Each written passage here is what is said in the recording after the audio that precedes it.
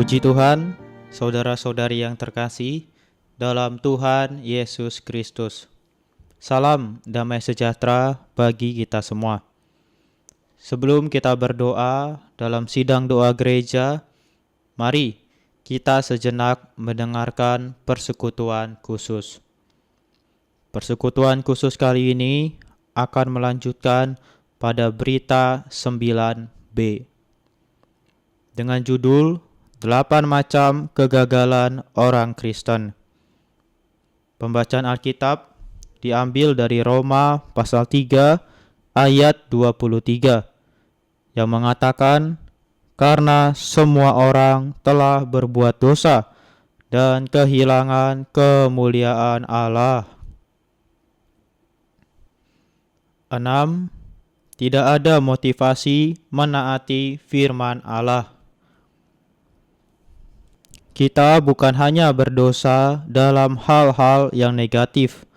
Alkitab juga memperlihatkan kekurangan kita di hadapan Allah, yaitu tidak ada motivasi menaati firman Allah. Ini juga adalah dosa. Saudara-saudari, berapa banyakkah perintah Allah yang telah Anda baca dan berapa banyakkah yang telah Anda taati?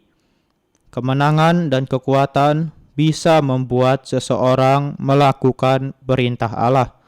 Orang yang tidak menang tidak dapat melakukan perintah Allah. 7. Tidak memberikan apa yang Allah minta. Allah meminta agar kita sepenuhnya atau mutlak mempersembahkan diri kepada Dia. Allah meminta agar kita mempersembahkan istri dan anak-anak kita kepadanya. Dia juga meminta agar kita mempersembahkan seluruh bisnis atau pekerjaan kita kepadanya. Dia meminta agar kita mempersembahkan semua harta kita kepadanya. Setiap orang Kristen ingin menyimpan sesuatu untuk dirinya sendiri. Tetapi, saudara-saudari yang terkasih, kita harus tahu dalam perjanjian lama memang ada ketentuan persepuluhan, persembahan 1/10. Namun, dalam perjanjian baru, persembahan kita haruslah 10/10. Diri kita, rumah kita, tanah kita, istri, dan anak-anak kita harus seluruhnya dipersembahkan kepada Allah. Banyak orang Kristen merasa takut kalau Allah akan mempersulit mereka. Saudara-saudari, hanya orang yang mempersembahkan diri kepada Allah lah yang memiliki kekuatan. Mereka dapat menyerahkan bisnis mereka ke dalam tangan Allah. Mereka dapat menyerahkan ayah, ibu, istri, dan anak-anak mereka ke dalam tangan Allah.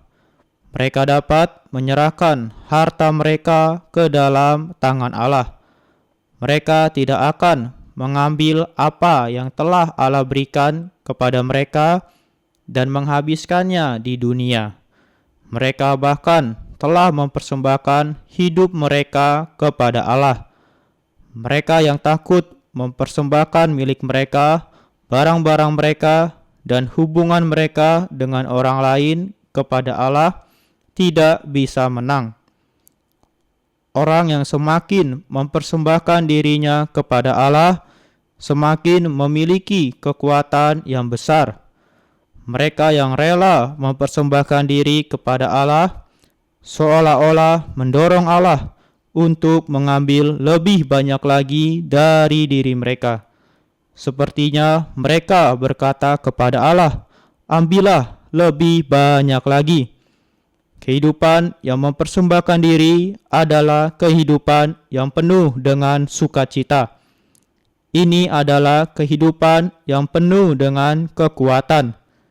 Karena itu, orang yang tidak mau mempersembahkan dirinya, dia bukan hanya berdosa, tetapi juga tidak memiliki kekuatan.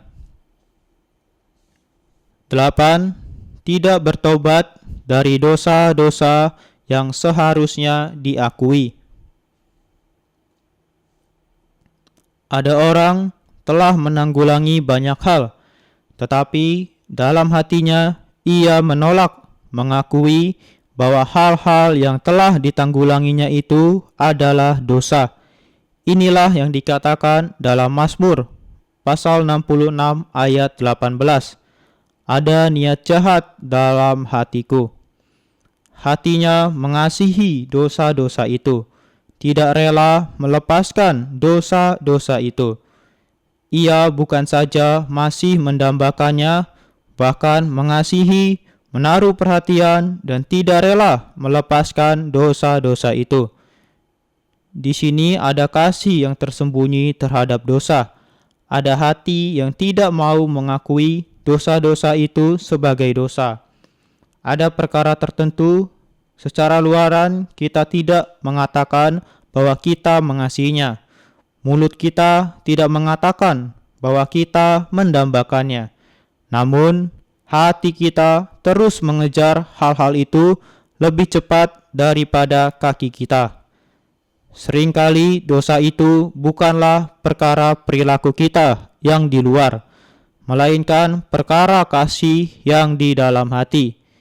Jika ada niat jahat dalam hati kita, kita harus bisa menang atas niat jahat itu.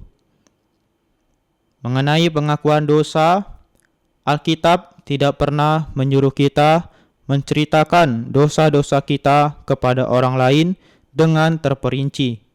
Alkitab tidak pernah menyuruh kita menulis daftar dosa-dosa kita seperti sebuah novel.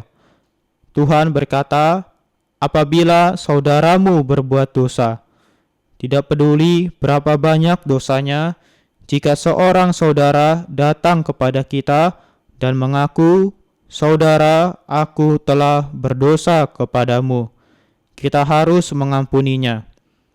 Ada banyak cerita yang tersembunyi yang tidak perlu diceritakan.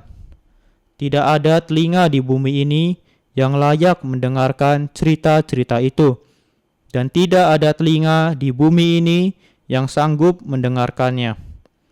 Saudara-saudari, ada berapa banyak dosa yang masih disayangi oleh hati Anda? Ada berapa banyak dosa yang masih Anda biarkan di sana? Jika masih ada dosa, Anda harus mengatasinya. Jika Anda tidak mengatasinya, Anda tidak akan dapat menang atas dosa ini. Hati jujur dan tidak menipu diri sendiri. Kita harus berdoa kepada Allah agar kita tidak menipu diri kita sendiri. Allah hanya dapat memberkati satu jenis orang, yaitu orang yang jujur di hadapannya. Kapan kita di hadapan Allah tidak berbohong, saat itu juga Allah memberkati kita. Ketika anak yang hilang meninggalkan bapaknya, dia menghabiskan semuanya. Hingga suatu hari, ia ingin mengisi perutnya dengan ampas yang menjadi makanan babi. Tetapi tidak seorang pun yang memberikannya kepadanya. Inilah tidak mendapatkan kepuasan.